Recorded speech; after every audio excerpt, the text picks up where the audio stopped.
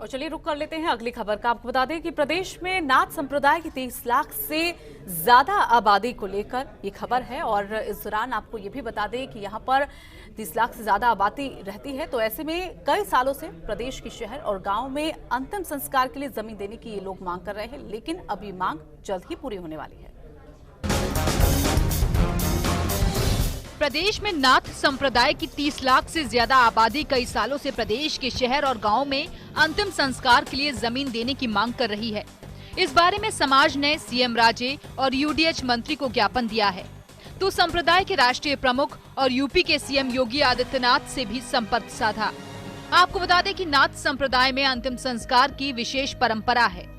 दरअसल 1100 सदी में आराध्य गुरु गोरखनाथ ने नाथ संप्रदाय की स्थापना की थी। नाथ संप्रदाय में योगी, नाथ, जोगी, जंगम, रावल, पटवा, गिरी, पुरी, गोस्वामी, भारती और उपाध्याय शामिल हैं।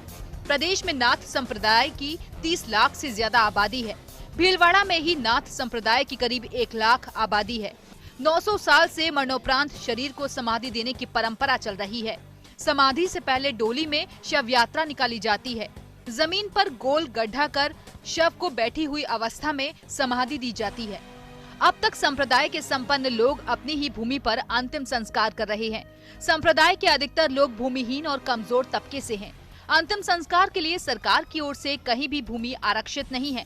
संप्रदाय के लोगों को घर आंगन में शव को समाधि देनी पड़ रही है। शव की समाधि के बाद उस पर शिवलिंग की स्थापना की जाती है।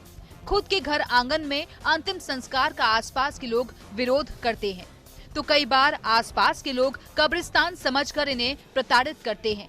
इसी के चलते संप्रदाय के लोगों को अदालतों के चक्कर लगाने पड़ते हैं। जिस तरह से सम्मान से जीना एक व्यक्ति का अधिकार है, उसी तरह मृत्यु के बाद अंतिम संस्कार भी उसका मौलिक अधिकार है। प्रदेश का नाथ संप्रदाय वर्षों से इस अधिकार की लड़ाई लड़ रहा है। जल्द ही सरकार की ओर से सभी जिला कलेक्टर्स और शहरी निकायों को ये निर्देश दिए जाएंगे कि अंतिम संस्कार की विशेष परंपरा को देखते हुए इस संप्रदाय के लिए शहरों में अलग से भूमि आरक्षित की जाए। कैमरा पर्सन धर्मेंद्र के साथ Abhishek Srivastava, First India News, Jaipur.